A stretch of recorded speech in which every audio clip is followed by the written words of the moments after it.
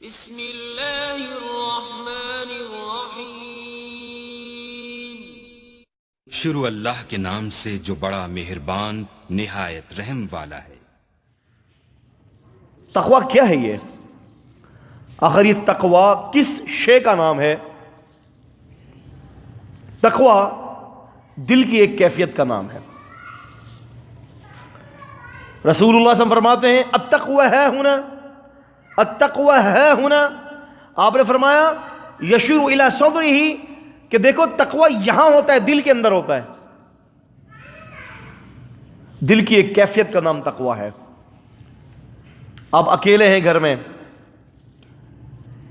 بالکل تنہائی میں بیٹھے ہیں، کوئی نہیں دیکھ رہا، گناہ کرنے پر پورے طاقت رکھتے ہیں، کسی کو پتہ بھی نہیں چلے گا، نہیں وہ گناہ نہیں کروں گا، میرا رب مجھے دیکھ رہا ہے۔ ما یکون من نجوا ثلاثۃ الا هو رابعهم ولا خمسۃ الا هو سادسهم ولا ادنى من ذلك ولا اکثر الا هو معهم اينما كانوا، سورہ مجادلہ۔ جہاں کہ دو یا تین چپکے چپکے باتیں کرتے، چوتھا اللہ ہوتا ہے۔ جہاں چار یا پانچ چپکے چپکے باتیں کرتے، چھٹا اللہ ہوتا ہے۔ جہاں زیادہ ہوتے ہیں کم ہوتے ہیں، اللہ ان کے ساتھ ہوتا ہے اور اللہ دیکھ رہا ہوتا ہے جو وہ عمل کرتے ہیں۔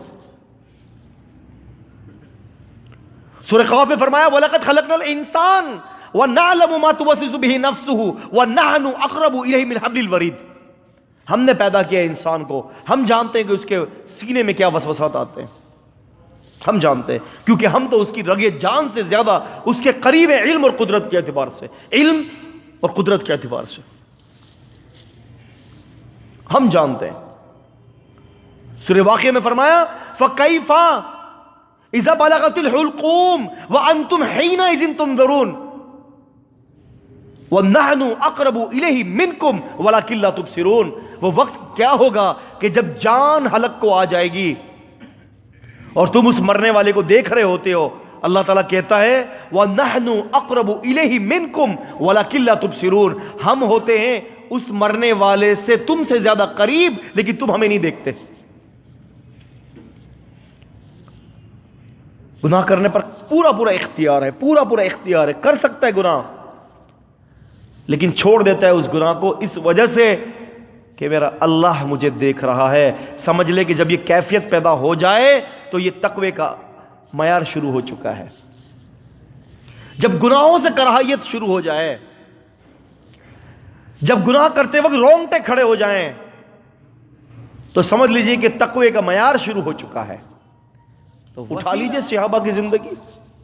میں بات امام المتقین کی نہیں کر رہا، میں بات محمد الرسول کی نہیں کر رہا۔ تقوی تو آپ پر ختم تھا، آپ کی ذات کے بعد جو ہے تقوی کا کوئی تصور نہیں ہے، آپ کا کیا کہنا۔ لیکن تقوی کی زندگی کے لیے صحابہ کی زندگی کو کرے دیں۔